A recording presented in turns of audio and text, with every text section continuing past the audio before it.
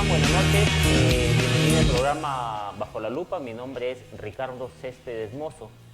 Como yo lo había anunciado en redes sociales, hoy día tengo como invitado al profesor William Smith Piscoya Chicoma. Él es profesor, él es poeta, narrador, cronista literario y pues comentarista también. Definitivamente los tiempos son propicios para comenzar a hablar sobre cultura, para comenzar a tocar temas que realmente importan a la sociedad, no solamente ferreñafana, sino a nivel regional, a nivel nacional. Es importante que existan programas que realmente informen a las personas.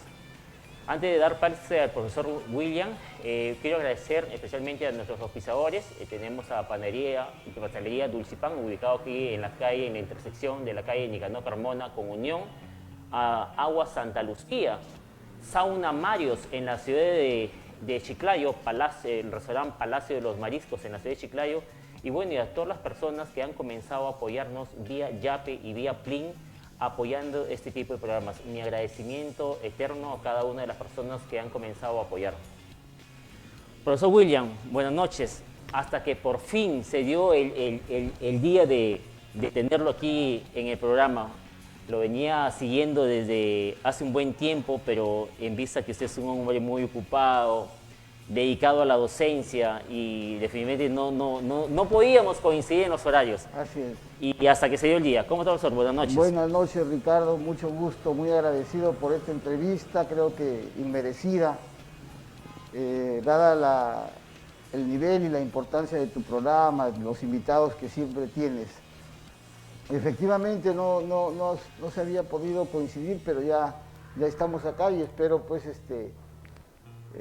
agradarte a ti y a todo tu público, a toda la gente que con curiosidad nos va a ver, tengo la seguridad. Hoy en día en Ferreñafe, digamos que la gente estaba pues abocada, está en el parque principal de acá de Ferreñafe, porque llega Mito Plaza, el ganador de La Voz senior ahí en la ciudad de Lima, y los ferreñafanos pues están acudiendo para apoyar a un ferreñafano que está triunfando. Y se aplaude de esto, y siempre es importante resaltar y poner en alto el nombre de nuestra ciudad, de nuestra tierra.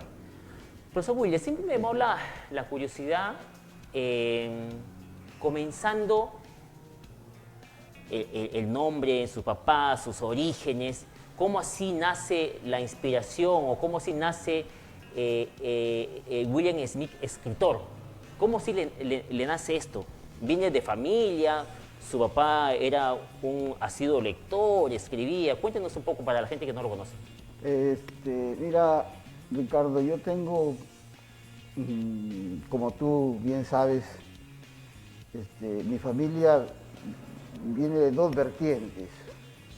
Una intelectual y una, digamos, ¿qué te puedo decir? Pues manual, ¿no? Yo tengo mi abuelo por línea materna, que era herrero y mecánico. Y mi abuela era maestra rural.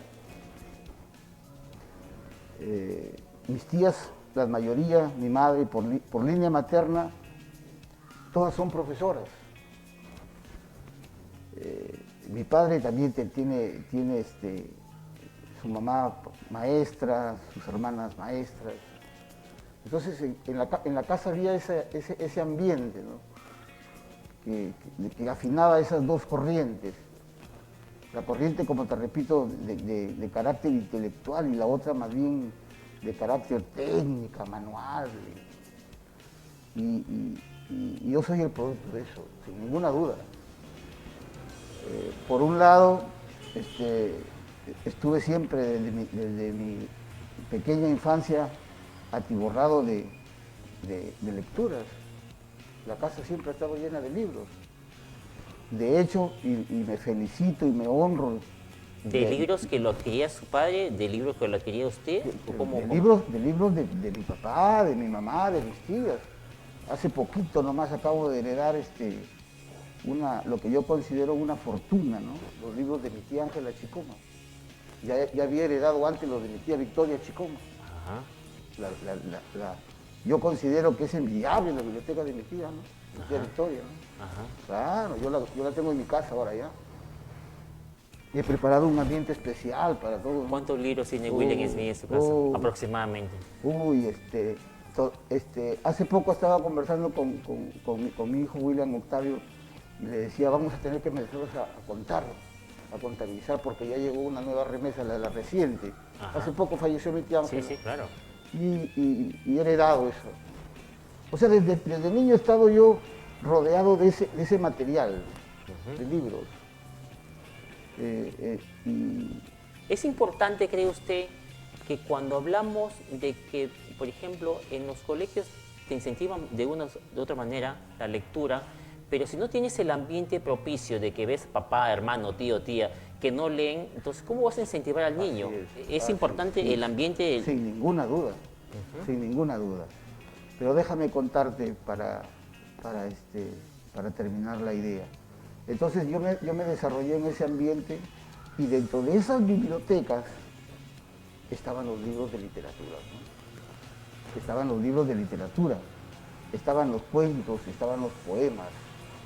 Yo recuerdo mucho el gran impacto que recibí cuando tomé un libro de Vallejo, se llamaba Poemas Humanos, Ajá. un libro verde, Ajá. una de las primeras ediciones populares de la poesía de Vallejo, que mi tía había comprado por la década de los 50. Y me impactó tanto el no comprenderlo. El no entender a Vallejo me chocó, me revolcó. Y fui a pedir una explicación. ¿Cuántos años tenía? Tendría, pues, ¿qué te digo? Pues 11 años, 10 años. Todavía no terminaba la primaria.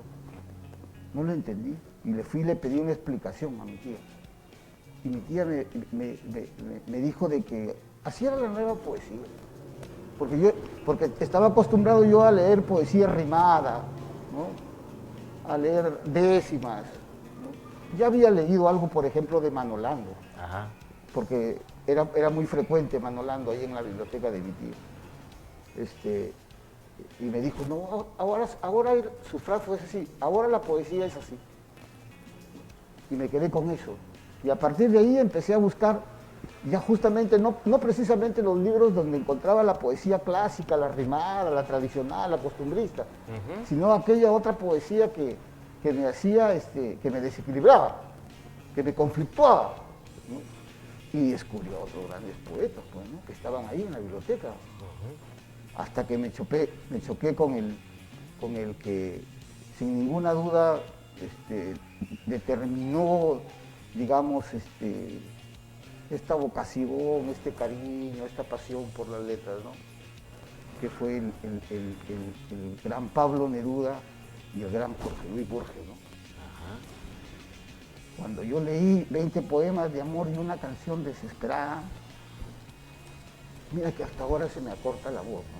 Cuando hablo de eso. Me conmovió mucho, ¿no? Y empecé a leerlo y lo releí. Después descubrí otros libros de Neruda.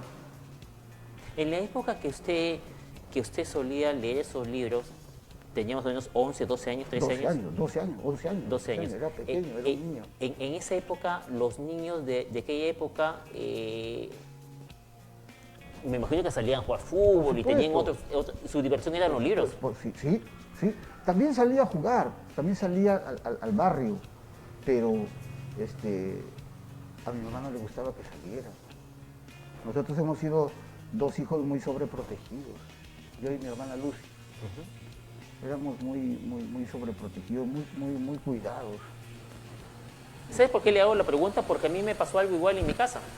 Pues yo tenía pues 10, 11 años y en esa época estaba mi hermana Luz, viva aún, y siempre a ella la veía leyendo. Mi papá que compraba todos los días 2 periódicos y siempre estaba leyendo. Sí. Mis hermanos estaban en la universidad y todo el mundo estaba leyendo. Entonces, para mí era normal tener algo en la mano. Así es. Entonces, cuando yo veía a los niños jugando, llegó un momento en que me acuerdo que mi hermano me dio un libro de José Ingeniero, no le entendí nada del libro. Le expliqué, igual que me dice usted, le expliqué que, le dije, ¿qué? Explícame, no le entiendo nada del libro. Y me comenzó a explicar.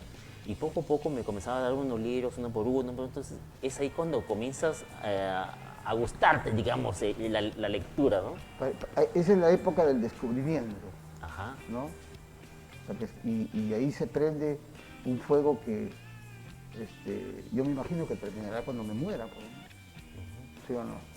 Efectivamente, mi abuelo no había terminado la educación primaria y se leía, así como tú dices, 2 o 3 periódicos diarios.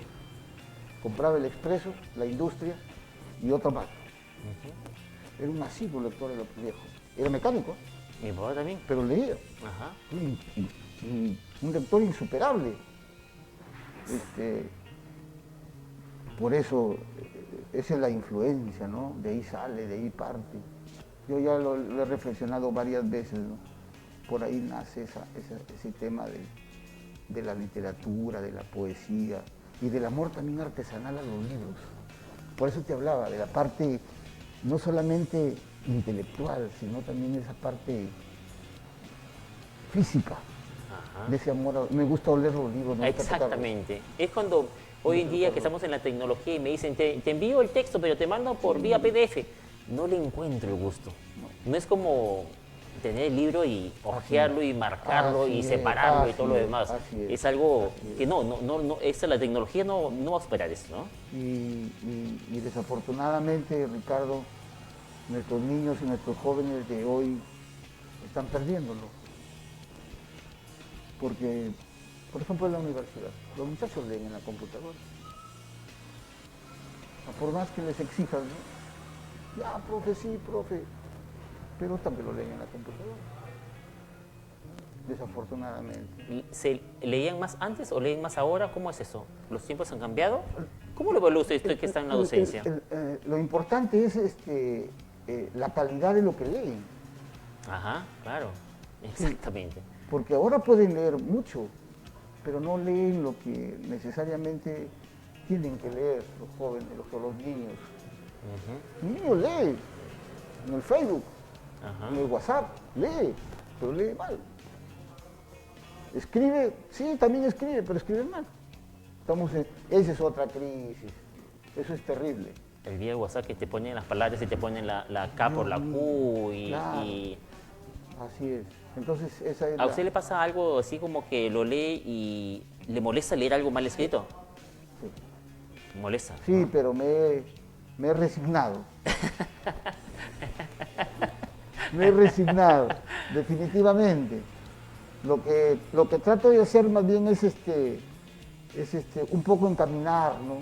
Un poco orientar, porque te puedes encontrar con el elemento, con el par que más bien lo rechace definitivamente, y antes de traerlo se separe, ¿no?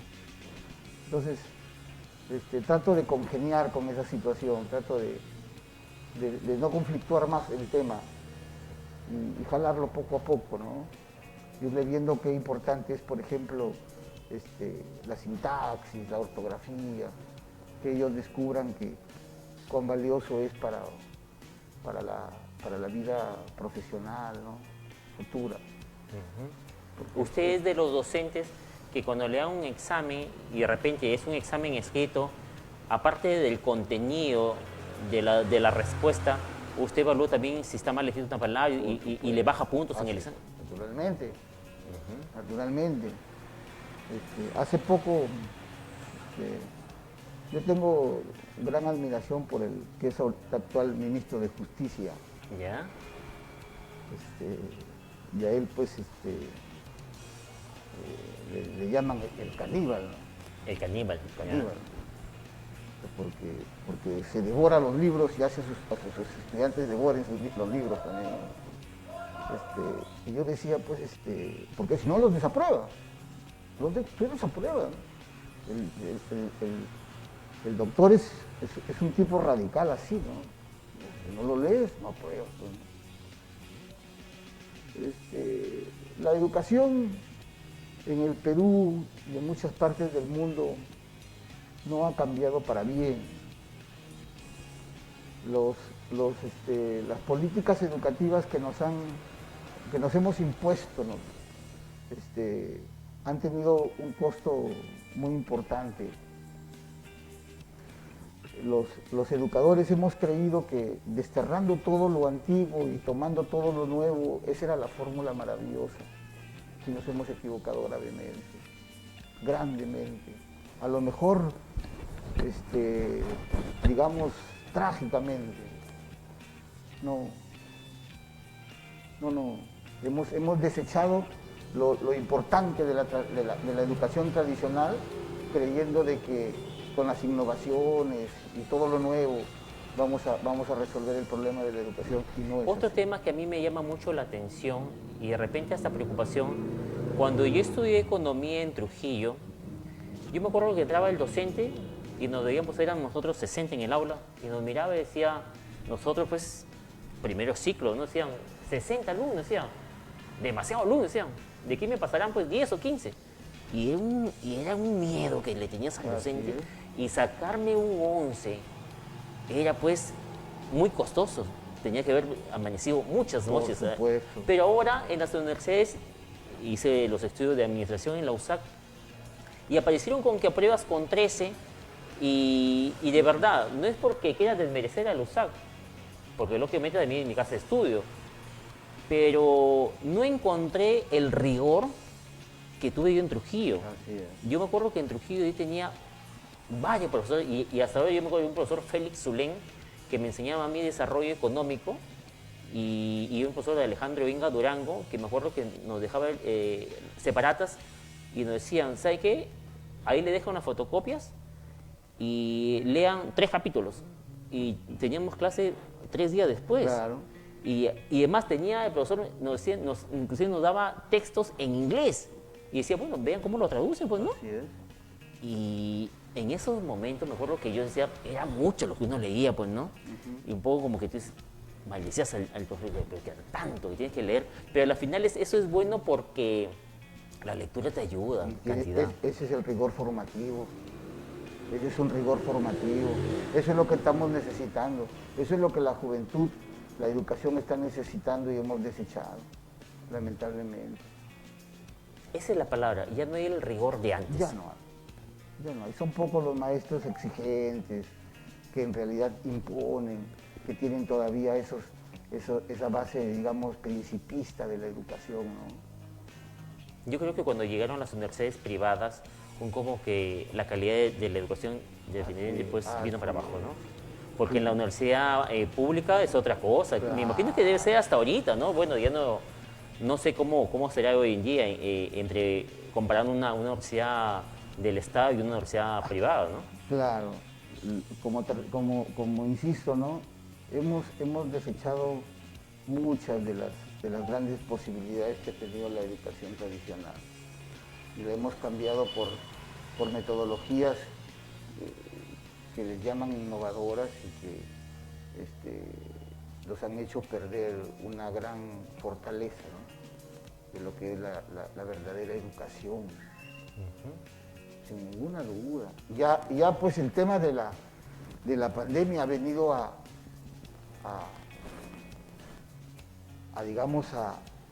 determinar para peor la situación. Entonces, los estudiantes no están aprendiendo, Ricardo. La situación es gravísima. Para recuperarnos de esto va a pasar mucho tiempo. Hace 20, 30 años ya nuestra educación empezaba a caer, ¿ya?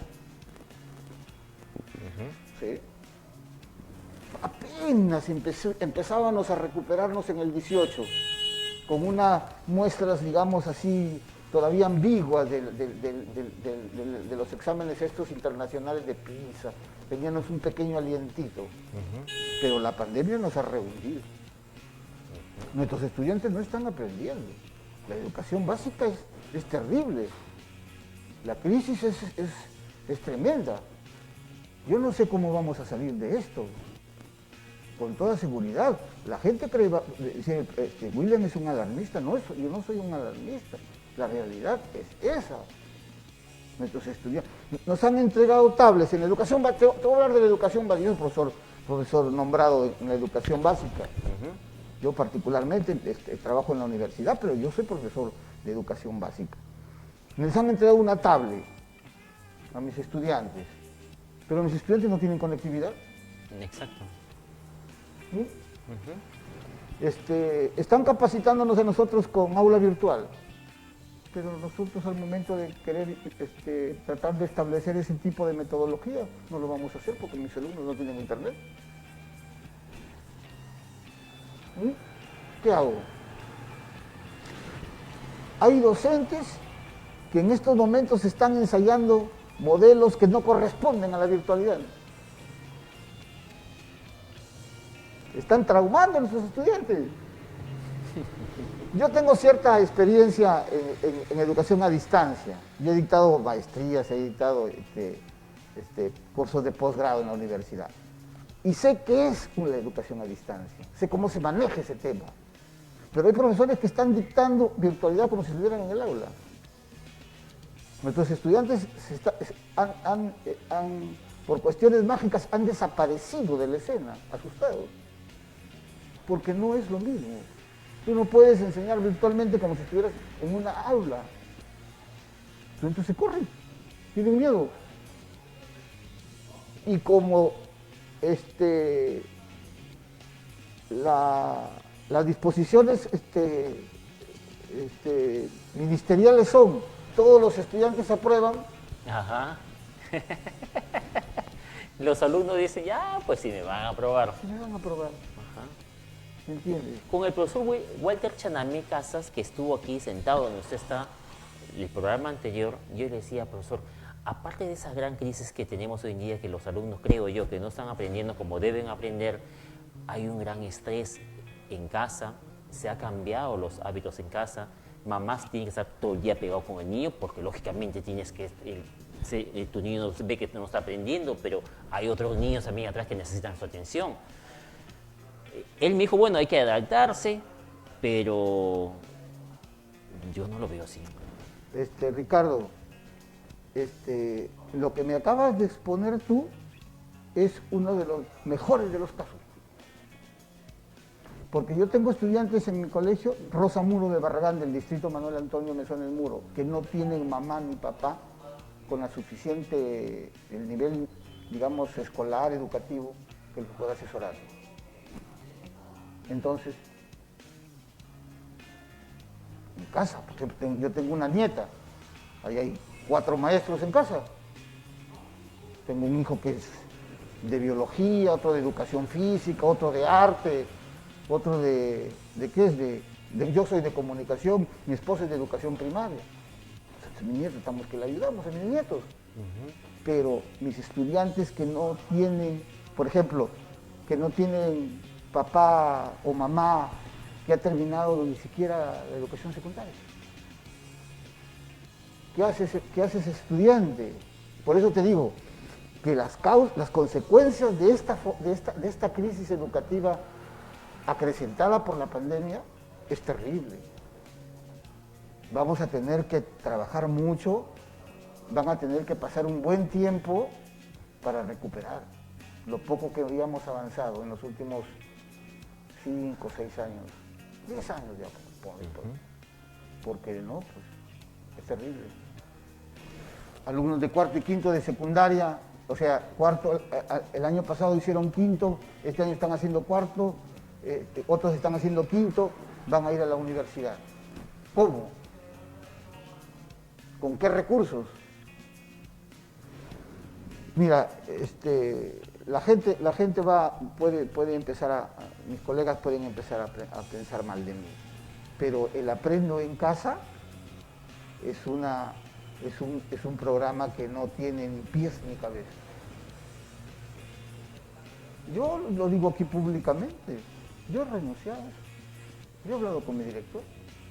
Yo a mis estudiantes les estoy entregando contenidos que son necesarios para que enfrenten la educación superior. Lo poco que le puedo dar, Ricardo. Les estoy enseñando literatura peruana, literatura universal, literatura hispanoamericana, razonamiento verbal, comprensión lectora. Porque Aprendo en Casa no se los entrega como se los piden para el examen de admisión o para enfrentar, digamos, directamente el primer ciclo del Instituto Tecnológico o Pedagógico. El aprendo en casa no se los entrega, Ricardo.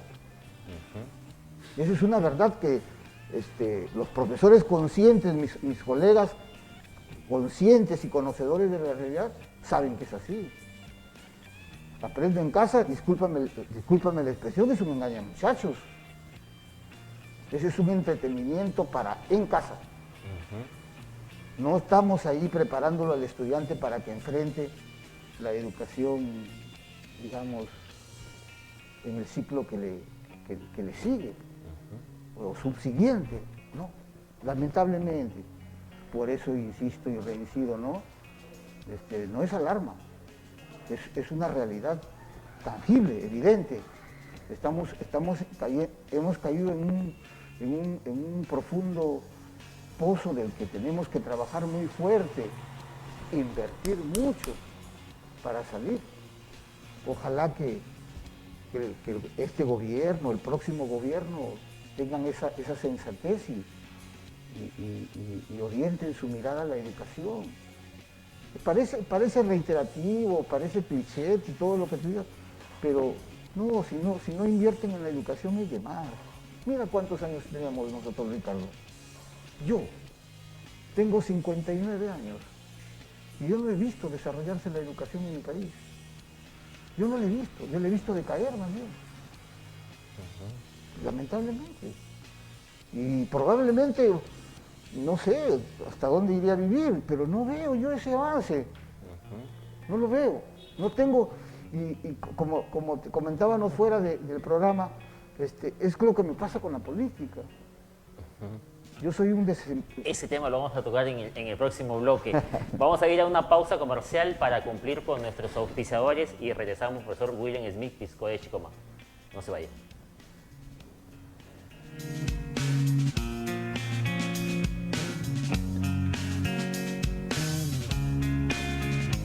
Las mejores tortas para toda ocasión y la delicia en sus postres podrás encontrar en Panadería y Pastelería Dulcipan, ubicado en pleno corazón de Ferreñafe, entre la intersección de las calles Nicanor Carmona y Unión. Entre las especialidades que puedes degustar tenemos torta 3 leches, pay de maracuyá, 1000 hojas, alfajores, chifón y mucho más. Entre las variedades de panes tenemos pan árabe, pan francés, molletes, pan integral, pan pizza y panqui. No olvides que la mejor panadería y pastelería en Ferreñafe es Dulcipan. No esperes más, ven y visítanos.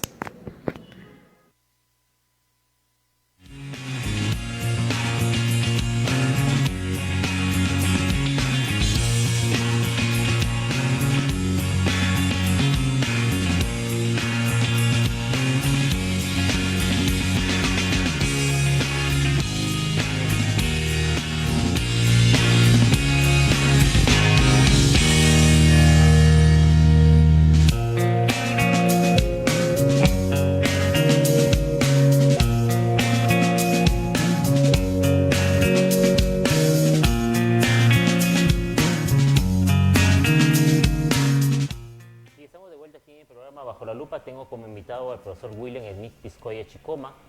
En el bloque anterior hemos hablado parte de lo que es la educación hoy en día y todo lo que estamos viviendo, todo el gran problema que se presenta en la familia, en casa, con las formas, con los tiempos que hay que dedicar a cada uno de los niños, con las tareas, con el estrés que vive cada uno de los niños. Y comparto la apreciación que tiene el profesor William. Es más, lo digo en experiencia propia, le pasa eso a mi esposa en casa, que tiene que estar constantemente con mi hijo ahí, y es dedicación completa al niño. Entramos a su producción literaria, profesor. Perfecto. Un 9 de junio de 1996 se forma la Asociación Provincial de Poetas Ferreñafanos. Así es. Y la verdad que se encuentra mucha información vía internet, vía redes sociales. He tenido la oportunidad de adquirir algunos libros. Lamentablemente, digo lamentablemente, por ejemplo, me gustaría haber leído de papel o de madera y no he podido conseguir el libro. Uy, no te lo traje. No he podido conseguir el libro por ningún lado. He visto unas partes del libro vi algunas páginas, algunos enlaces, pero no está completo. Me asombró mucho la dedicatoria que le hace en esa época el exalcalde de Ferreñafe, William Cabrejos, en la que él narra, ¿no?, que hace un viaje a la serranía y usted le dice, pues, en ese viaje, pues, que definitivamente para cambiar todo lo que es Ferreñafe hay que abocarse de lo que es la educación, y sin educación nosotros estamos mal. Y emprenden todo un proyecto, y qué bueno que una de las cosas que hay que rescatar de William Cabrejos es que apoyó mucho la cultura, apoyó mucho a los poetas, apoyó mucho a lo que es el folclore, a darnos a conocer nuestras raíces. ¿Qué nos puede decir de su obra en sí? Mira, Ricardo, como te contaba al principio, bueno, yo desde muy pequeño me he identificado con esto del tema de la literatura, de la poesía específicamente hablando, ¿no? Ya en la adolescencia ya se convirtió prácticamente en una vocación. Me conocí con amigos que también les gustaba la poesía, como por ejemplo a mi gran amigo Paul Yaque Minguillo. Con él y con otro grupo de jóvenes fundamos un círculo literario que se llamó Quinta Estación. Y ahí publicábamos plaquetitas de poesía, que las regalábamos, ¿no?, con poemitas nuestros. La más elegante, la más dedicada, la que recuerdo con mucho cariño fue la que le dedicamos a un poeta, Rafael Llamazato, que decían que era un ferreñafano, que era un poeta ferreñafano. Y en realidad era una gran broma de dos poetas limeños que habían creado a un poeta y lo habían publicado con libro y todo. Estambre se llama el libro. Lo inventaron de la nada. Uno es Montalbetti, un poeta Montalbetti. Lo crearon y le pusieron, por coincidencia, ferreñafano, Rafael Llamazato. Nunca existió. Y le publicaron un libro, le hicieron ganar un concurso en Ecuador, me parece. Y nosotros, no sabía esa. Mira, honrando la memoria del poeta, también caímos en la trampa y le publicamos una separata. Mira lo que es la literatura, ¿eh? Ajá. Oye, y fundamos ese círculo de literatura Quinta Estación. Y activábamos, pues, con Alfredo Carrasco, con Paul Yaque, con Paco Saldarriaga, con Marcos Carbonell. Entonces, este grupo nos llevó a vincularnos con Matilde Mesones, ¿no?, con Chigo Ibarragán, con Lucio Guamán, ¿no? Se amplió. O sea, y el profesor Panta Quirós, con este muchacho, con mi gran amigo Valderrama Campos, me escapa el nombre de Valderrama, de Santiago Valderrama. Programan el primer encuentro de escritores y poetas ferreñafanos, con César Sevilla. Y invitan a Paul Yaque ya estudia en San Marcos Literatura, y se viene trayendo los poetas limeños, pues. Viene Pablo Guevara, de talla internacional, ¿no? Viene Jaime Urco, viene Camilo Fernández Cosman, que hoy es integrante de la Academia de la Lengua. Viene Miguel Ángel Villavicencio, ¿no?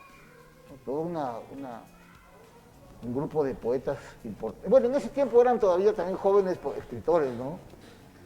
Y ahí, en ese encuentro que el profesor Panta hace a través de la Escuela de Arte y Cultura, yo publiqué el primer poemario que publiqué, que se llamó Libre Invención, un librito de poemas, que era la recopilación de todos mis poemas que había escrito desde joven, creo que eran como 30, 40 poemas, seccionado en 3 libros, en tres poemarios. Y también sale la idea de crear la Asociación de Poetas Ferreñafanos, Asociación Provincial de Poetas y Escritores se llamaba originalmente. Y me salen eligiendo a mí como presidente. Pero yo era profesor rural andino, yo trabajaba en la Sierra de Incahuasi, así que tuve que encargarle la dirección al profesor Blanco, González Blanco, Y así nace la Asociación de Poetas y Escritores. Después fue ya presidente Matilde, Carlos Brenis, ¿no? Y se hizo ese trabajo hasta que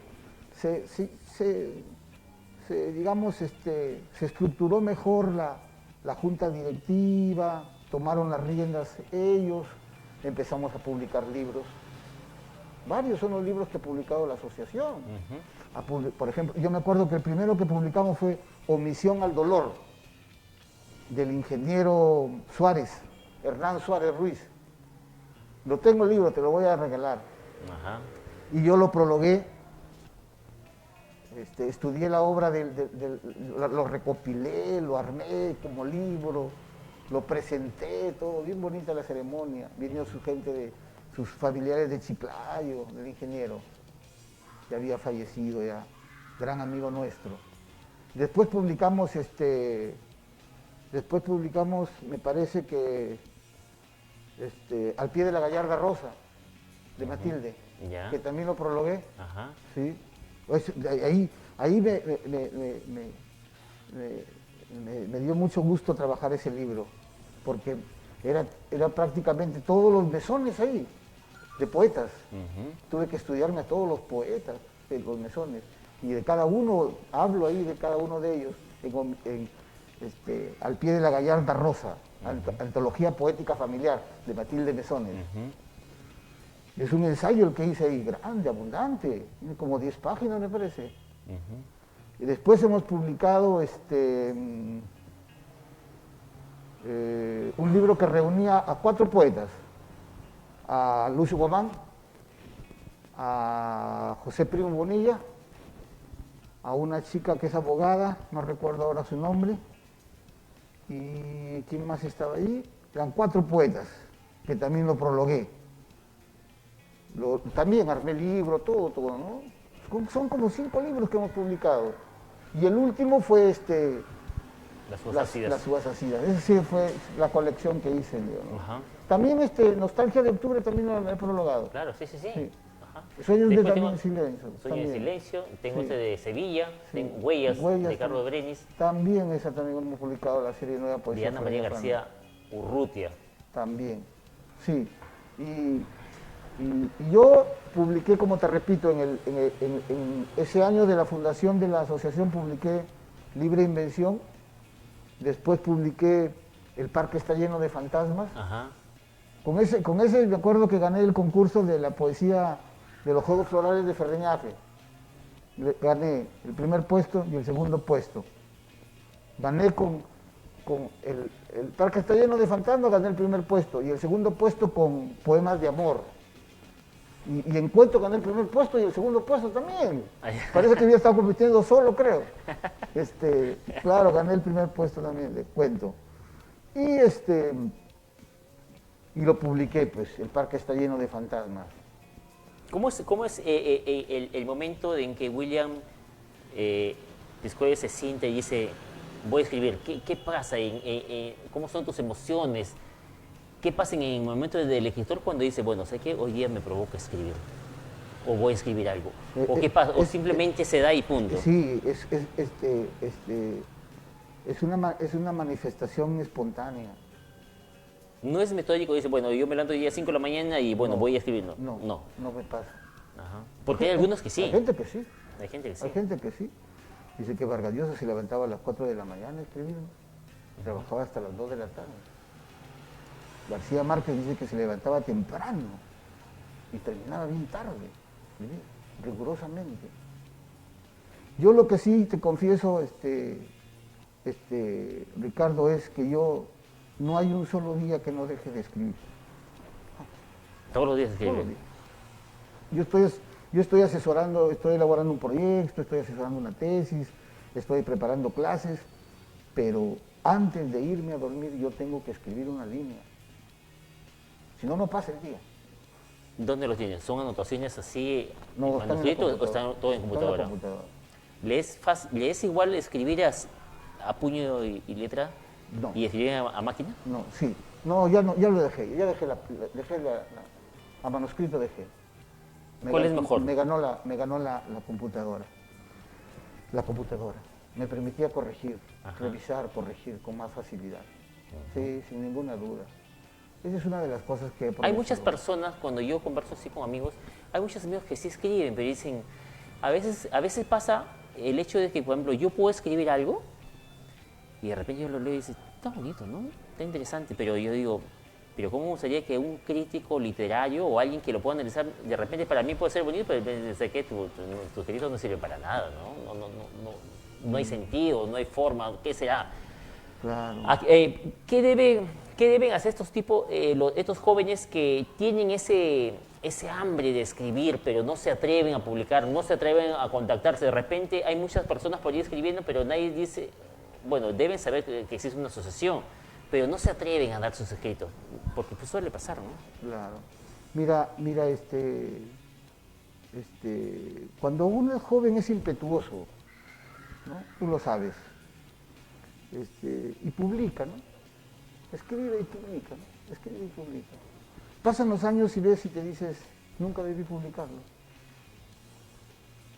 No me gusta ahora, estuvo mal. Mejor no lo hubiera hecho.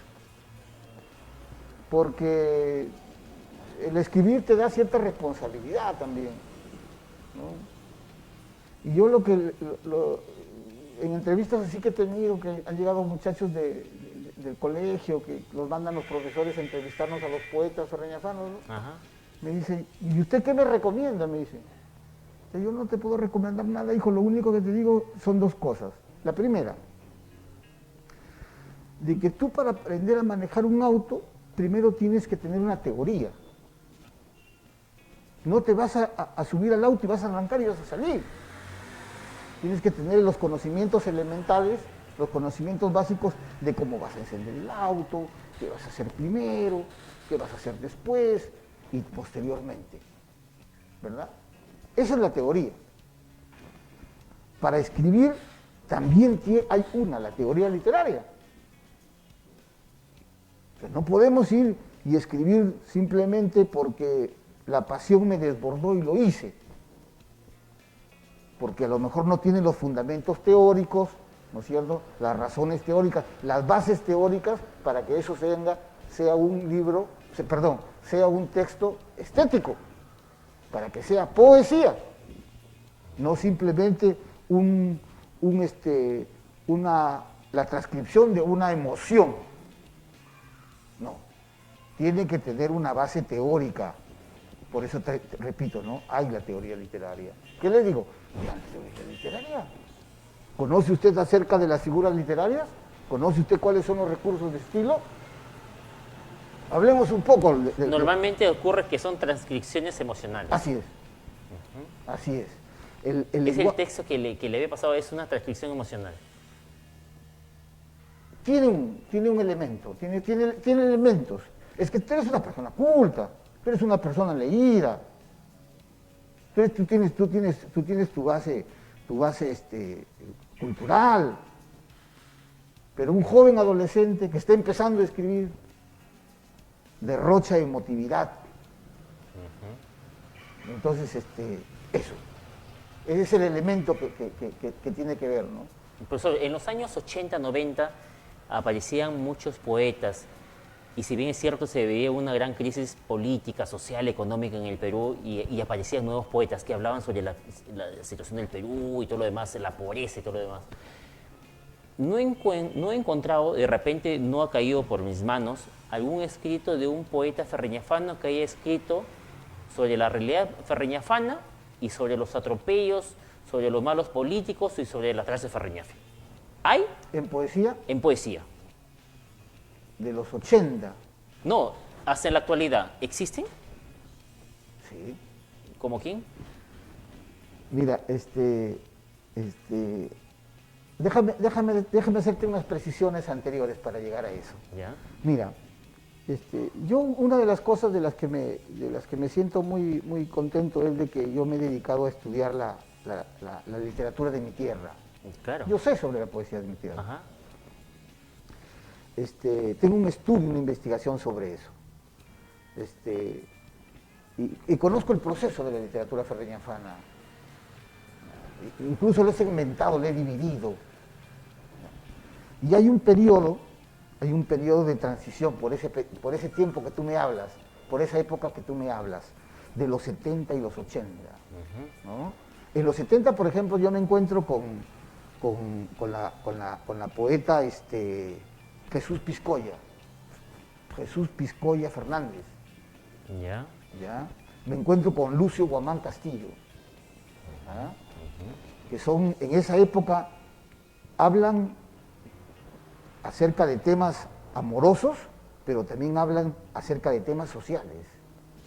Por ejemplo, del problema del indio, del problema del agricultor.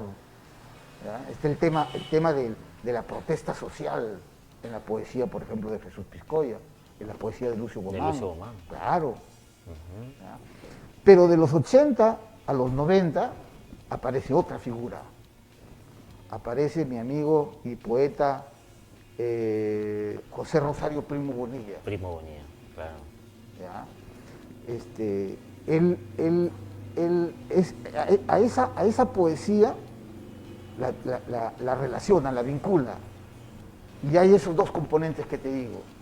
Ese componente, digamos, amoroso y ese componente sociológico. Hay una poesía social en José, bonita, interesante. El lenguaje es diferente, cambia. Ya no nos quedamos en esa lengua literaria tradicional, costumbrista. Ya no. Ajá. Ya no hay. ¿Eso cambia en qué época acá? 70, 80 y en los 90. En los 90, 90 en los 90 Primo se Bonilla. profundiza. En los 90 se profundiza. En los 90, ojo, aparece César Boy. Aparece, ¿qué te digo? A ver, este muchacho, Joaquín Guamán Rinza, Congona, que le llaman, ¿no? Que ha publicado un par de libros por ahí. Con Congona pasa algo muy interesante. Con Congona pasa que, ¿a qué elementos encuentro en la poesía de Congona? Encuentro el amor, pero también encuentro elementos, por ejemplo, andinos. Él es cañarejo. Ajá. Él es un hijo de Cañaris, con raíces profundas. Y ahí está, ¿no? Qué hermosa poesía, qué bonita poesía. En la página de Facebook, ahora está publicando últimamente. Yo lo invité. Ajá. Ahí aparecen mis poemas y aparecen los de él también. Seguimos, muy bonita esa combinación. Hay lo que le llamo una renovación de la lengua, del lenguaje poético, ¿no? Matilde está haciendo un gran trabajo con la décima. Carlos Brenes está haciendo un gran trabajo con la décima. Varios poetas ferreñafanos están haciendo un buen trabajo con ese tipo, con ese estilo, pero hay otros poetas que están apuntando a nuevas formas, a nuevos modelos. Ajá. Que sin ninguna duda contribuyen a la evolución, al desarrollo, al perfeccionamiento de nuestra poesía. Y eso a mí me emociona y me alegra y quiero compartirlo esta noche con todos los ferreñafanos y con todo el público que nos está viendo, ¿no? Hay esa renovación, hay ese avance, hay ese desarrollo. Nos trasladamos a la época de 1980, sale el álbum de José José, la canción No me digas que te vas. Lo emociona mucho a William Piscoya, y el escuchar una música específica a un escritor lo incentiva a escribir y girar a otros horizontes. Sí. ¿Cuál es la canción que más le agrada a usted? Yo soy de las personas que escriben con música, que trabajan con música. Yo soy un coleccionista de la música de José José. Yo me emociono, soy muy sensible, pero mi vida, los grandes momentos de mi vida, sentimental, amorosa, están marcados por las canciones de José José. Yo conozco a mi esposa con una canción de José José, que se llama Almohada. Ajá. De su álbum Secretos. He vivido intensamente este, con ella a lo largo de casi 40 años y las canciones de José José nos han ido marcando, ¿no? Amnesia.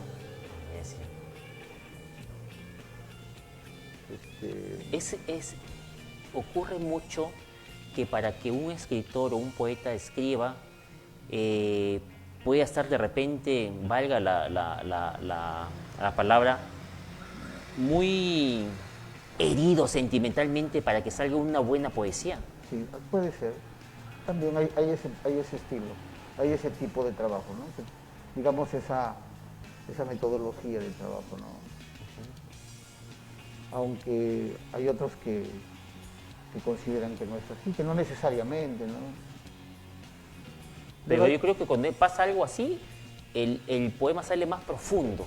Es que hay una conmoción, sin ninguna duda, ¿no? Ajá. Hay una conmoción interna, un movimiento interno que puede hacer, digamos, florecer un sentimiento, y eso te lleva a escribir determinada situación, ¿no? La tradición se ha encargado de fallar a Vallejo como el hombre triste, doloroso, muerto de dolor y de tristeza y de soledad y de angustia. Y dicen que Vallejo no era un hombre triste. La gente que lo conoce dice que no era un hombre triste. Era un tipo alegre. Pero así como cuando ves que a mí se me parte la voz de emoción cuando hablo, probablemente también él era así. Llegaba el momento en que se quebraba, porque son personas muy sensibles, altamente sensibles. Tan sensibles que la risa de un pequeño, el llanto de una madre, la ruptura de una relación amorosa, puede llevarlos a ese estado emocional que se descarga en un poema, en una canción. José José no escribía sus canciones, pero él podía llorar cantándolas. Pérez Botija, que ha escrito las canciones más hermosas de José José, probablemente tenga esa sensibilidad. Pero Vallejo no era un hombre triste. La gente asegura que no era un tipo bastante sociable, pero tenía esa genialidad, ¿no? Porque solamente los grandes genios pueden alcanzar esa participación, digamos, que está fuera de lo normal, de lo corriente. En la época del enamoramiento de los jóvenes de antaño, es muy diferente a lo que pasa hoy en día. Sí, ¿A usted le ha pasado de repente que, siendo usted muy joven, con los amigos del barrio, le habrá escrito usted una carta para una chica de un compañero y le dice, por favor, ¿me puedes escribir algo para darle algo bonito a ella? ¿Le ha pasado a usted? Por un tiempo pensé que yo me iba a dedicar a ganarme la vida de esa forma. O sea, yo escribía para que mis compañeros le mandaran sus enamoradas, las cartas. Y no les cobraba, me pagaban en el kiosco. Dejaban pagar en el kiosco. Yo escribía la carta, iba y me servían un picante de gallina, una papita con ceviche en el kiosco. Sí, sin ninguna duda. Ya jóvenes también, por cigarros, ¿no? A mí un tiempo me pasó esto en la universidad y los amigos que me conocen ahí en Trujillo pueden dar fe de ello, que por ejemplo tenía mis primos todos que me decían, oye, estábamos en Trujillo, las chicas estaban en Ferreñafe, oye, es que escribí algo, pero dime qué ha pasado, y me contaban su historia, ¿no? Me contaban su historia, claro. Y decía, ya, pues déjame escribir, entonces, y él, me acuerdo que tenía un primo, Jorge Mozo, no creo que se enoje, que él leía lo que yo le había escrito y él lloraba, ¿ya? Y yo le decía, oye, ¿qué tienes? Puta, que de verdad que me emocionó, hacía, le mando ahorita, y me dice, ¿me acompañas en Trapez? Ya, vamos en Trapez, todo, y le ponía, y me dice, me reconcilié, ya, entonces ya me debían un ceviche, todo. Claro.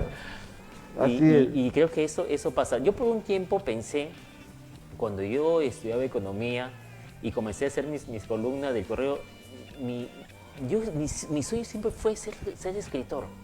Ese siempre ha sido mi sueño. Yo siempre se lo digo a Jimena. Jimena, yo quiero que cuando pasen los años, yo quiero dedicarme solamente a escribir y mi sueño es tener una gran biblioteca y tener una librería y estar actualizado y leer. Ese es mi sueño, ¿no? Digo, así me gustaría morir, ¿no? Así me gustaría en los últimos años de mi vida.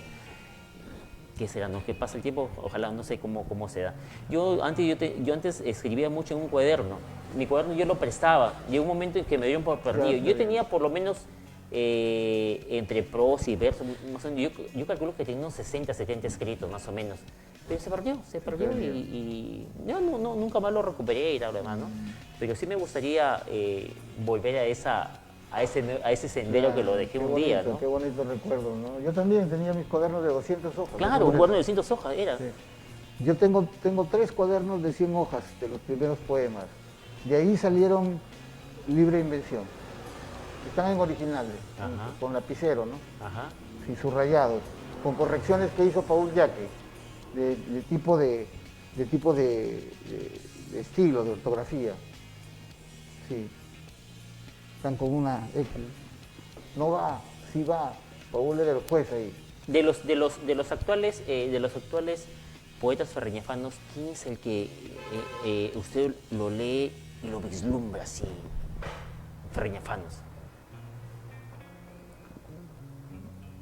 Yo tengo mucho aprecio por la poesía que están haciendo los poetas como te repito, ¿no? Matilde Mesones, Carlos Brenes.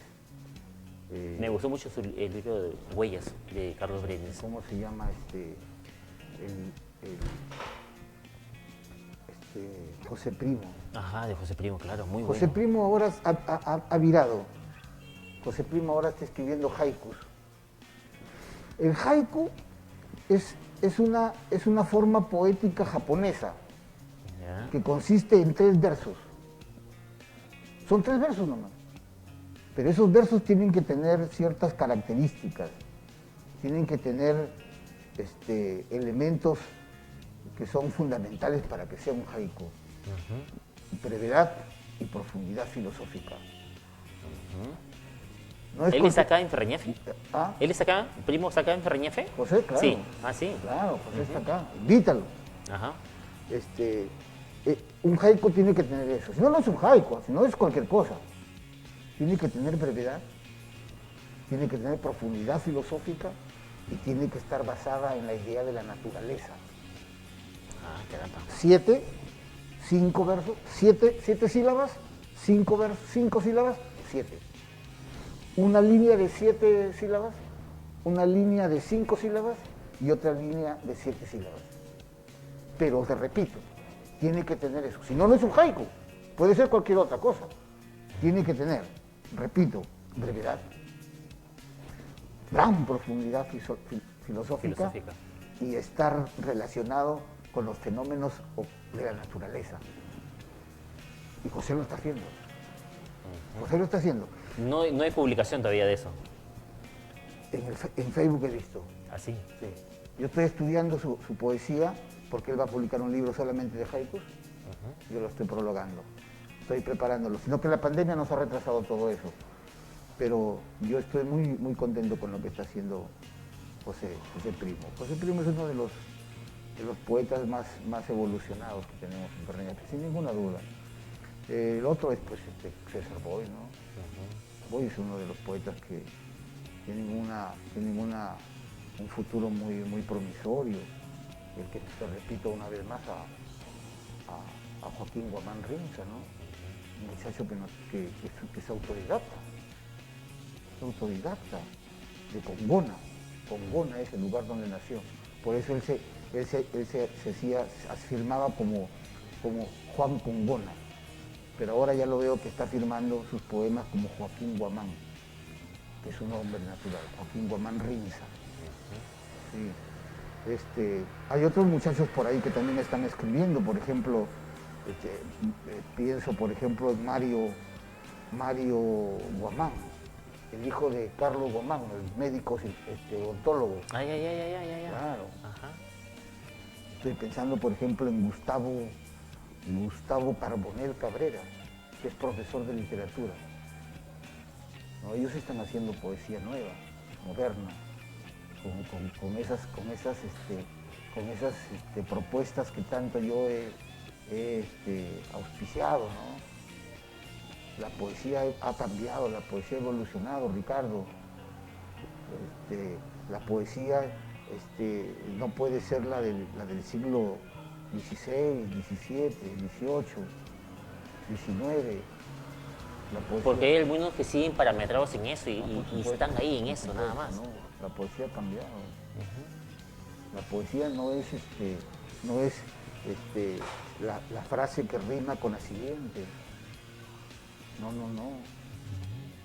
No necesariamente tiene que ver rima, tiene que ver contenido, tiene que ver esencia.